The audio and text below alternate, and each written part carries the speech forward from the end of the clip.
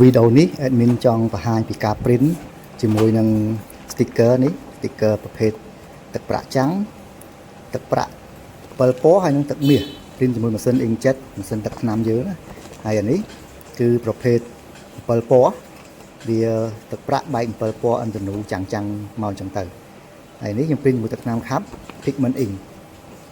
print មកគឺវាស្ងួតភ្លាមវាអត់ប្រទេសបតាអីទេហើយនេះគឺមើលពណ៌វាចាំងគឺស្អាត sticker នេះយើងបែប premium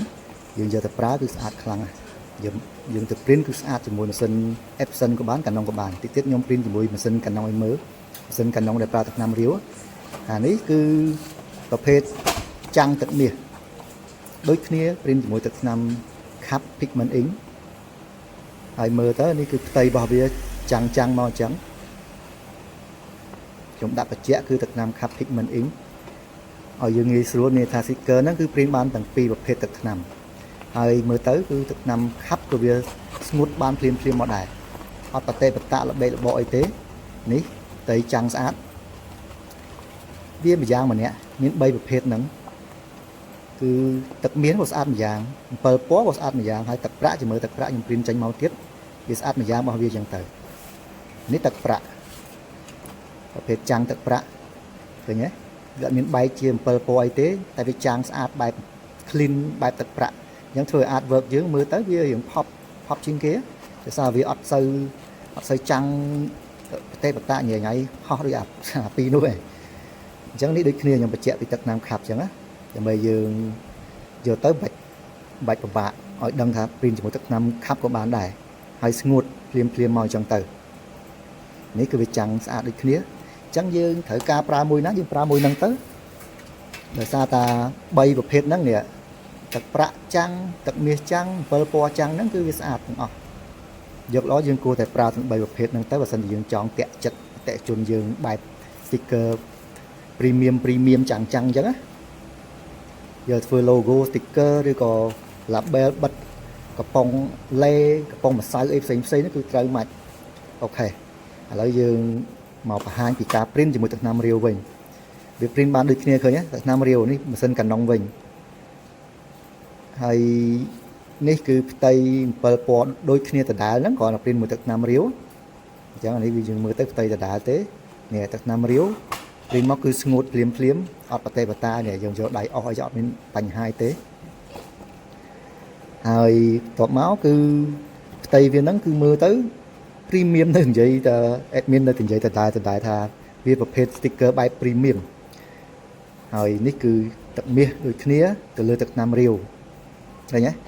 យើង print បានទាំងពីរ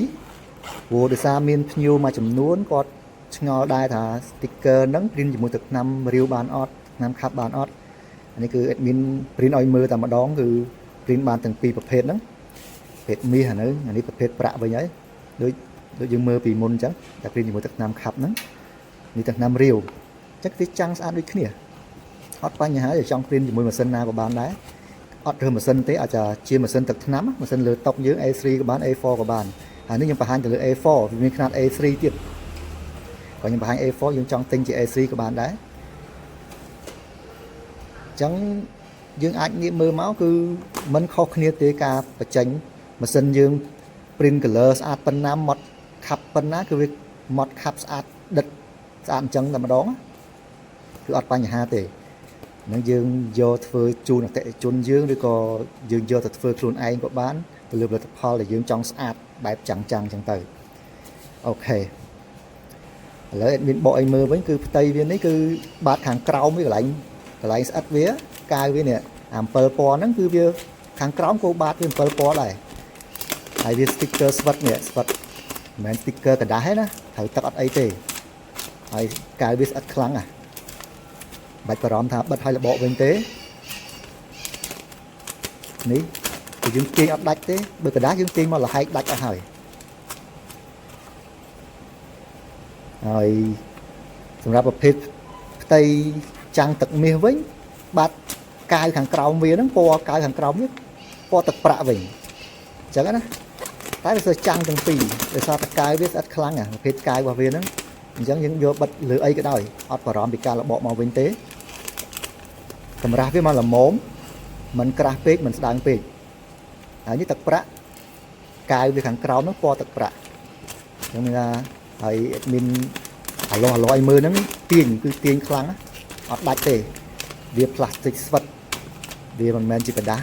មាននិយាយដដែលអញ្ចឹងគឺអត់បញ្ហាទេអត់ខ្លាចទឹកទេធន់នឹងទឹកអត់ជ្រាបទឹកយើងព្រីនឲ្យមិនបាច់អ៊ុតក៏បាន